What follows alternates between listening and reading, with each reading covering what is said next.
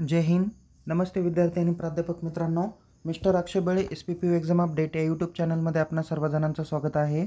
आत्ताच्या व्हिडिओमध्ये आपण TY BBA 2019 क्रेडिट पॅटर्न या विद्यार्थ्यांचा जो काही निकाल आहे समर एक्झाम 2024चा तो आज दिनांक 10 जून 2024 रोजी जाहीर करून देण्यात आलेला आहे. तर काही विद्यार्थ्यांचा निकाल का दिसत नाही हे आपण बघणार आहोत. तसेच प्लीज एंटर व्हॅलिड डेटा और कॉन्टॅक्ट टू युअर कॉलेज म्हणजे नेमकी याचा अर्थ काय, त्याच्यानंतर फोटोकॉपी कधी सुरू होणार आहे, त्यानंतर रिझल्ट लेजर कुठे पाहता येईल आणि ऑर्डिनन्स 163चे मार्क्स तुमच्या रिझल्ट लेजरमध्ये आले आहेत का हे आपण या व्हिडिओमध्ये बघणार आहोत. आणि सरतेशेवटी आपण जाणून घेणार आहोत TY BA आणि TY BSc कम्प्युटर सायन्स या विद्यार्थ्यांचा निकाल कधी जाहीर होणार आहे आणि BE कम्प्युटरचा निकाल कधी जाहीर होणार आहे याबाबत आपण या व्हिडिओच्या सरतेशेवटी माहिती घेणार आहोत. तर विद्यार्थी मित्रांनो, निकालकडे आपण बघणारच आहोत. त्यानंतर निकाल कसा चेक करायचा हे तर तुम्हाला माहितीच आहे. तरी निकालाकडे एकदा आपण काय करूया, माहिती घेऊया. बघा विद्यार्थी मित्रांनो, मी इथे तुम्हाला एक निकाल दाखवलेला आहे. या निकालात पास आहे, फेल आहे ते देखील तुम्ही समजून घेतलं पाहिजे. हा बघा तिसरा सेम, चौथं सेम, पाचवं सेम आणि 6वं सेमचा एकत्रित हा काय आहे निकाल आहे. आणि या निकालात ज्या ज्या सब्जेक्ट पुढे तुम्हाला F असा रिमार्क दिसेल तो F म्हणजे तुम्ही त्या विषयात काय असणार आहे, फेल असणार आहे. आता कधी कधी काही विद्यार्थी काय होतात, विद्यापीठाच्या परीक्षेमध्ये पासआउट असतात बट कॉलेजचे इंटरनल किंवा प्रॅक्टिकल या विषयात ते काय असतात, फेल असतात. तरी देखील इथे हा ओव्हरऑल निकाल F म्हणून तुम्हाला डिनोटेड करणार आहे. तुम्ही एका विषयात जरी फेल असेल किंवा 2-4 विषयात फेल असेल तरीही तुमचं वर्ष वाया जाण्याची शक्यता असतेच. ओके, हा तुमचा फेलचा रिमार्क आहे. आता माझ्याकडे हा एक पासचा पण एक निकाल आहे. याच्या निकालात तुम्ही बघितलं असेल की B ग्रेड आहे, C ग्रेड आहे, काही याच्यात B+ आहे, काही A आहे, काही O पण आहे. हा 0 नाही आहे, हा O आहे.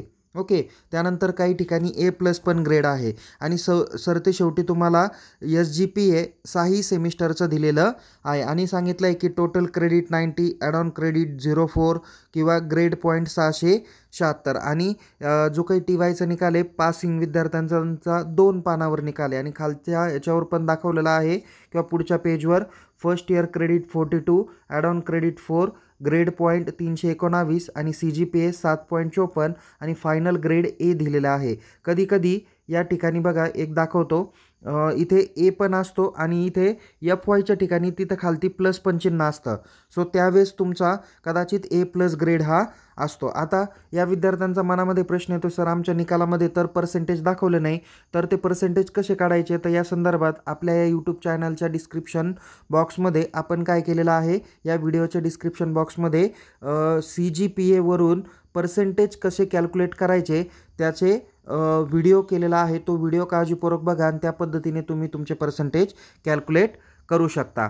ओके, आणि विद्यार्थी मित्रांनो, तुमच्या अभ्यासक्रमाचं रिझल्ट लेजर पण आलेलं आहे. बघा आता एक मी तुम्हाला फेल रिमार्कवाल्यांचा एक रिझल्ट लेजर दाखवतो आणि पासवाल्यांचा पण एक रिझल्ट लेजर आहे. आता तसं पाहायला गेलं तर या स्टुडंटला एका विषयात कमी मार्क पडलेले आहे किंवा 2पेक्षा जास्त विषयांमध्ये त्यांना कमी मार्क्स पडलेले आहे म्हणून त्यांचा रिझल्ट फेल आलेला आहे. बट त्यांना 0.163 आणि त्यांना $#01. आता या चिन्हाचा पण मी तुम्हाला अर्थ सांगतो. काय सांगितलेलं आहे, डॉलर आणि त्याचा 0.1 असा टॅगलाईन त्यांनी दिलेली आहे. आणि इथे 0.163 बॅलन्स मार्क इथे 4 सांगितलेलं आहे. म्हणजे आता बघा काही काहींच्या विद्यार्थ्यांच्या याच्यामध्ये काय केलेलं आहे, ग्रेस मार्क दिलेले आहे. ओके, म्हणजे कदाचित मी एक रिझल्ट पण किंवा एक सेपरेट त्या बाबतीत एक माहिती देणारा एक व्हिडिओ मी बनवणार आहे. कधी कधी काय केलं जातं की आता बघा ऑर्डिनन्स 163ला तुम्हाला 10 मार्क आहे. जे विद्यार्थी NSSला होते, 2 वर्ष नियमित उपक्रम आणि एक हिवाळी शिबिर केला, त्यांना हा एक्स्ट्रा क्रेडिटचे किंवा त्यांना एक्स्ट्रा 10 मार्क हे भेटत असतात. या केसमध्ये त्यांनी काय केलेले आहे, इथे फेल अँड ऑर्डिनन्स 163 इथे अँड हॅशटॅग किंवा $0.1 सांगितलेलं आहे. 0.1 त्याचा अर्थ काय होतो की तुम्हाला एखाद्या सब्जेक्टमध्ये ग्रेस पॉईंट दिलेला आहे. म्हणजे इथे बघा हा 403 सब्जेक्ट आहे, इथे 16 मार्क इंटरनल आणि एक्सटर्नलला 28 आणि डॉलर हॅशटॅग दाखवला आहे. म्हणजे या विषयात तिला काय केलेलं आहे, ती ऑलरेडी पास नव्हती पण ती ऑर्डिनन्समध्ये होती म्हणून तिला काय केलेलं आहे, त्या विषयात 10 मार्क तिला मिळून दिलेले आहेत. ओके, त्यापैकी 6 मार्क तिला इथे दिलेले आहे आणि बॅलन्स जे काही मार्क्स आहे ते 4 मार्क त्यांच्या एकूण मार्कात ॲड करून दिलेले आहे. ओके, सो या पद्धतीने त्यांना काय केलेलं आहे, रिझल्ट लेजर बघता येईल. आता या रिझल्ट लेजरमध्ये तुमचे जे काही मार्क्स असतात ते कसे असतात बघा, की इंटरनल, त्याच्यानंतर प्रॅक्टिकल किंवा युनिव्हर्सिटी एक्झाम, आणि नंतर टोटल मार्क्स, आणि नंतर ग्रेड असतात. ओके, जसं इथं 25 मार्क 30पैकी 25 पडले, नंतर 70पैकी 36 पडले, एकूण 100पैकी 61 मार्क पडले, आणि त्यांना ए ग्रेड आहे आणि त्या विषयाला 3 क्रेडिट पडलेले आहेत. ओके, आता इथे बघा एक 406 CA, त्याच्यामध्ये 50पैकी 42 मार्क्स पडले आणि त्याला डी ग्रेड पडलेला आहे.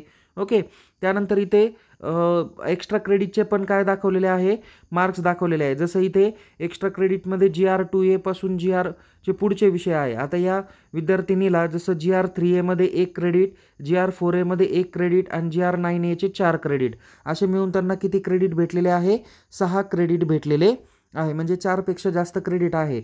कधी कधी काय होतं की विद्यार्थी सगळ्या विषयात पास आउट असतो आणि त्याला एक्स्ट्रा क्रेडिट न भेटल्यामुळे सुद्धा तो काय होतो, फेल होतो. तर ज्या विद्यार्थ्यांचे सगळ्या विषयात पास आहे पण एक्स्ट्रा क्रेडिटमुळे फेल झाले, त्यांनी आपल्या महाविद्यालयात परीक्षा विभागाशी संपर्क साधा.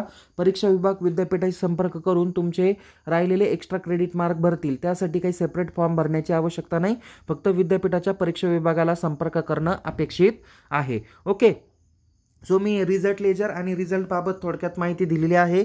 रिझल्ट कसा चेक करायचं हे तुम्हाला माहिती आहे, तरी पण पुन्हा एकदा दाखवून देण्याचं काम करतो. बघा विद्यार्थी मित्रांनो, रिझल्ट पाहण्यासाठी तुम्ही unipune.ac.in या ऑफिशियल होमपेजला जा. तिथे एक्झाम सेक्शन दिसेल, या एक्झाम सेक्शनवर क्लिक करा. सेक्शनवर क्लिक केल्यानंतर इथे स्टुडंट सेशनमध्ये तुम्हाला सेक्शनमध्ये इथे 5 नंबरला रिझल्ट म्हणून टॅब दिसेल, या बटनावर काय करा, क्लिक करा. ओके, आपण या बटनावर क्लिक करूया रिझल्टवरती. त्यानंतर इथे तुम्हाला 3 ऑप्शन येतील, online result display, view passing list आणि रिव्हॅल्युएशन रिझल्ट. तर ऑनलाईन रिझल्ट डिस्प्लेवरती तुम्ही क्लिक करा. त्या बटनावर क्लिक केल्यानंतर इथे तुम्हाला वेगवेगळे ऑप्शन्स दिसतील. आता इथे बघा, bachelor of BBA CA computer application the revise pattern 2019 1 number link दिली, तर तीच 1 नंबरची लिंक गो फॉर रिझल्टवरती जाऊन तुम्ही रिझल्ट चेक करू शकता. नंतर बाकीचेही रिझल्ट आहे ते देखील निकाल तुम्ही काळजीपूर्वक बघू शकता. इथे गो फॉर रिझल्टवरती तुम्ही क्लिक केलं तर तिथे तुम्हाला तुमचं सीट नंबर आणि मदर्स नेम तुम्हाला टाकता येईल आणि त्या पद्धतीने तुम्ही काय करू शकता, तुमचा निकाल बघू शकता. जर तुम्हाला फोटोकॉपीबाबत माहिती घ्यायची असेल तर त्यासाठी तुम्हाला काय करायचं आहे, इथे बॅक पेजला यायचं आहे. इथे फोटोकॉपी आणि रिव्हॅल्युएशन टॅब दिसेल, त्या बटनावर क्लिक करा आणि इथे तुम्हाला वेगवेगळ्या अभ्यासक्रमाच्या फोटोकॉपी दिसून येतील. फोटोकॉपीबाबत आपण डिटेल माहिती घेऊया. महत्त्वाचा जो काही विषय आहे तो म्हणजे की रिझल्ट तर लागलेला आहे पण निकाल का दिसत नाही आणि निकाल कुणाचा दिसणार नाही. तर जाणून घ्या की एखादा विद्यार्थी आत्ता TYला होता बट त्याचे SYचे 3रं सेम किंवा 4थं सेम जर का बॅकलॉग राहिलेला असेल आणि त्या विद्यार्थ्यांनी परीक्षा दिलेली आहे पण त्याचा निकाल अद्याप जाहीर झालेला नाही, म्हणूनच त्यांनी काय केलेलं आहे की अशा विद्यार्थ्यांचा निकाल दिसणार नाही. तसेच काही विद्यार्थी हे काय म्हणूया आपण की त्यांना कॉपी केसवाले आहेत, त्याच्यामुळे त्या विद्यार्थ्यांना देखील निकाल हा दिसून येणार नाही. त्यानंतर पुढची एक महत्त्वाची क्वेरी जाणून घेऊया. विद्यार्थी मित्रांनो, पुढे जे काही आहे की निकाल का दिसत नाही, कारण तुम्ही जर का SYचा तुमचाच बॅकलॉग सब्जेक्ट असेल तर आत्ता तुमचा TYचा निकाल दिसणार नाही. तो ज्यावेळेस SYचा निकाल लागेल त्यावेळेस तुम्हाला तुमचा SY आणि TYचा निकाल तुम्हाला बघता येईल.